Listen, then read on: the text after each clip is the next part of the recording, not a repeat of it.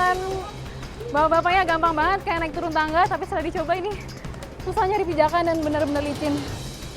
Aduh, kebayang mereka setiap hari kayak gini. Melewatin pinggir tebing yang curam, dan ini dia yang dicari sama warga.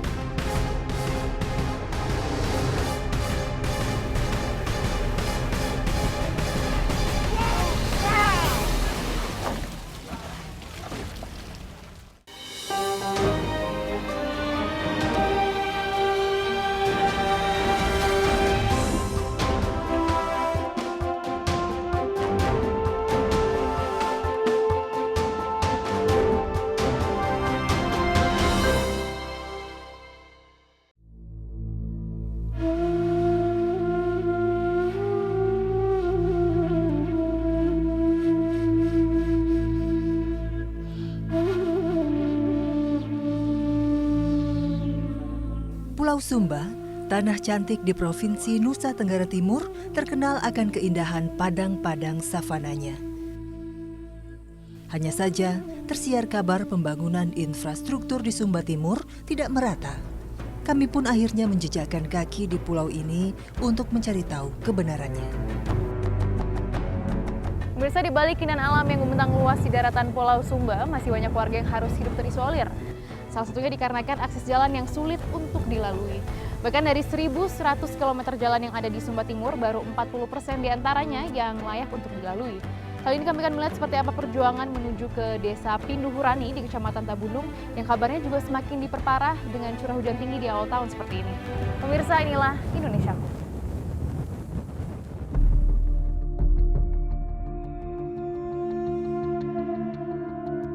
Perjalanan kami mulai dengan menggunakan mobil dari kota Waingapu. Hujan deras yang sempat turun beberapa hari terakhir menyisakan lumpur tebal yang seakan melahap ban kendaraan.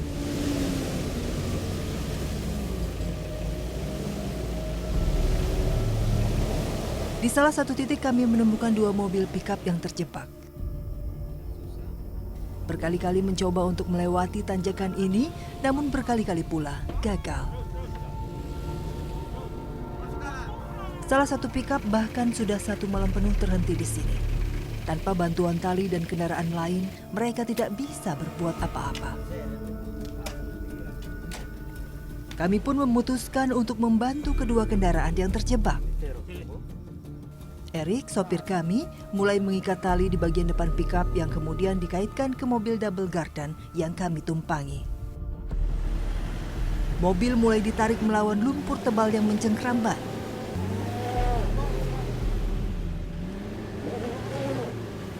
Suasana mesin makin menderu, namun pickup yang ditarik belum juga bisa lolos.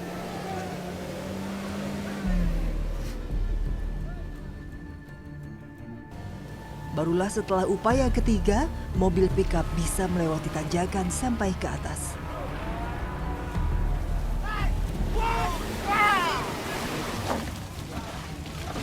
Pickup yang kami bantu ternyata menuju ke sebuah pasar mingguan yang ada di kecamatan. Terjebak berjam-jam pun pastinya akan membuat mereka tiba di pasar terlalu siang. Namun ini bukan pertama kalinya bagi Ibu Erna berhadapan dengan jalan hancur seperti ini. Kalau orang di sana kalau susah oto juga, kalau sudah begini susah sekali oto. Tapi kalau ke sana nyampenya kesiangan nggak nih, Bu? Ya kesiangan sudah, kalau tidak ada orang pulang sudah. Tapi kalau itu langganan pasti mereka tunggu, karena itu garam, macam ke Sirip Pinang begitu, keperluan mereka. Berarti kalau kosong ini udah lewat sini pulang lagi gitu, Bu? Pulang ini sudah lewat. Ya ini sudah terlalu sedih juga, kita mau menangis juga susah.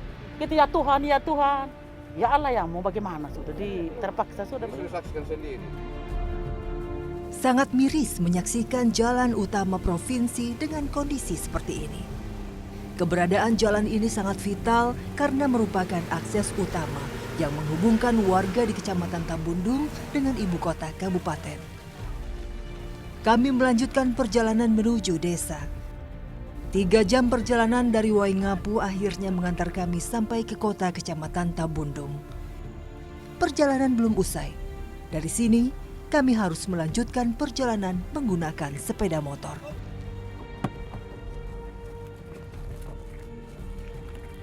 Jadi kita sudah tiba di Kecamatan Tambundung, cuma untuk menuju ke dusun yang kita tuju ini informasinya ada satu titik yang longsor sehingga tidak bisa dilalui kendaraan. Kita harus berpindah menggunakan sepeda motor.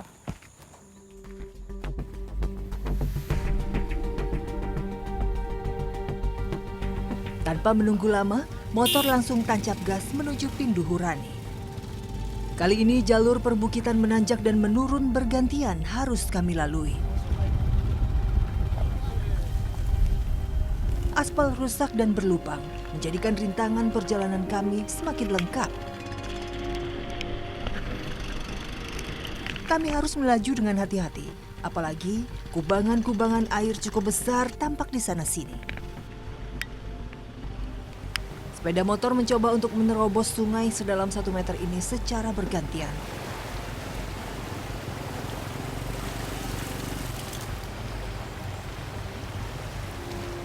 Salah satu porter sempat kesulitan untuk melaju. Motor yang dikendarainya tiba-tiba saja mogok.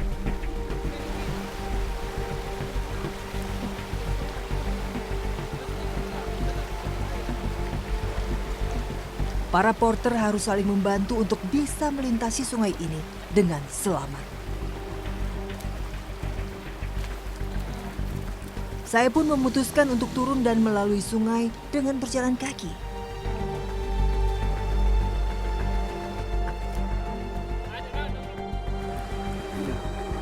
Itu kalau misalnya kelihatan di belakang ada batas aspal, itu biasanya kalau misalnya airnya lagi tinggi bisa meluap sampai ke atas. Dan kalau misalnya banjir mengenang jalan itu akses ini terputus sama sekali dan tidak bisa dilewati. Setelah tertunda cukup lama, kami pun bisa melanjutkan perjalanan. Hari sudah semakin gelap, namun akhirnya kami tiba juga di tempat tujuan. Usai bergelut 1 hari penuh dengan medan jalan yang berat, kami pun bisa sejenak beristirahat.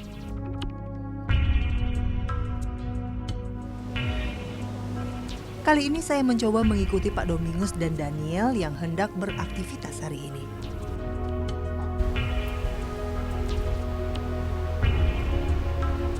Melihat terjalnya dinding dan ganasnya ombak, nyali saya sempat menciut.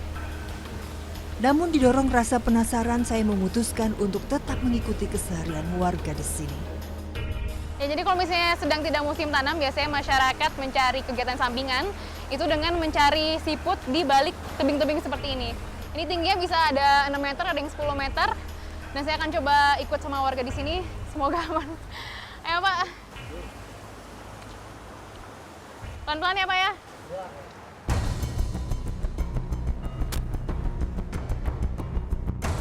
Masih berada di dasar, saya sudah kebingungan di mana harus memijakkan langkah pertama. Permukaan dinding begitu licin, tidak ada banyak ruang untuk bisa meletakkan telapak kaki. Saya pun mengikuti arahan Domingus yang sudah ahli dan perlahan saya pun ikut memanjat ke bagian atas tebing. Permukaan dinding tebing begitu sempit dan tajam. Saya bisa merasakan adrenalin saya yang semakin meningkat.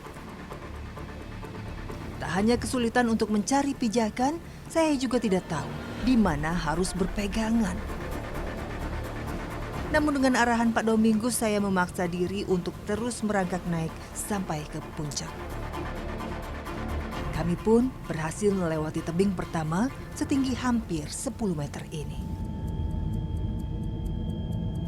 Setibanya di atas, kami menyusuri pinggir tebing sampai ke bagian seberang. Permukaan tebing yang tajam dan dipenuhi bebatuan membuat kaki saya kesakitan. Hanya saja, saya sempat heran karena menurut mereka memanjat tebing lebih baik dilakukan tanpa sepatu. Kami harus kembali menuruni tebing di bagian lainnya. Kali ini, tebing yang harus kami lalui lebih curam dan berbahaya dari tebing pertama. Perlahan saya berusaha mengikuti langkah kaki Domingus dan Daniel. Sementara di dasar, dinding tebing masih terus dihantam ombak yang begitu kencang. Terpeleset atau salah pijak, maka nyawa bisa melayang dalam sekejap. Warga setempat memang sudah terbiasa melewati tebing-tebing ini sejak kecil tanpa alat pengaman apapun. Namun bagi saya, melewati permukaan tebing menjadi tantangan yang sangat berat. Bahkan di bagian tengah tebing, badan saya sempat membeku.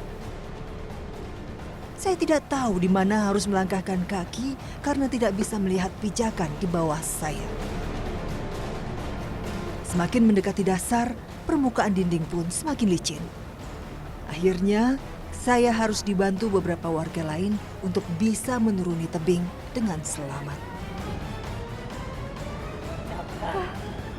Sampai di bawah. Dari atas mungkin kelihatan bapak-bapaknya gampang banget kayak naik turun tangga, tapi setelah dicoba ini susah nyari pijakan dan benar-benar licin. Aduh, kebayang mereka setiap hari kayak gini. Ini masih kemana lagi nih, Pak? Dan perjalanan belum selesai ternyata. Oke, ayo kita lanjut.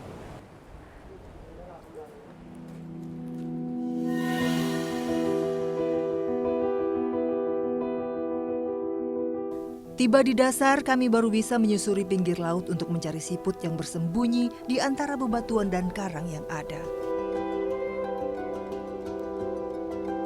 Menurut warga, di pantai inilah mereka bisa menemukan lebih banyak siput. Tebing curam pun tidak menjadi halangan bagi mereka. Di lokasi yang sama, ternyata beberapa pencari siput lainnya sudah lebih dulu tiba. Sebagian bahkan merupakan wanita.